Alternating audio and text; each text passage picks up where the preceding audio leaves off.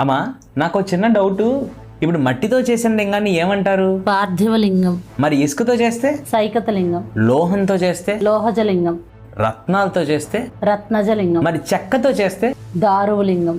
రాతితో చేస్తే? శైలజలింగం. అసలు మనుషుల చేత ప్రతిష్ఠించబడితే? మానుషలింగం. మహర్షుల చేత ప్రతిష్ఠించబడితే? అక్షలింగం. దేవతలు చేస్తే? దివ్యలింగం. మరి రాక్షసుల చేత ప్రతిష్ఠించబడితే? రాక్షసలింగం. అమ్మో, ఇన్ని లింగాలా? ఇవేనా? ఇంకేమైనా ఉన్నాయా? ఎందుకు లేవు, ఇంకా చాలా ఉన్నాయి.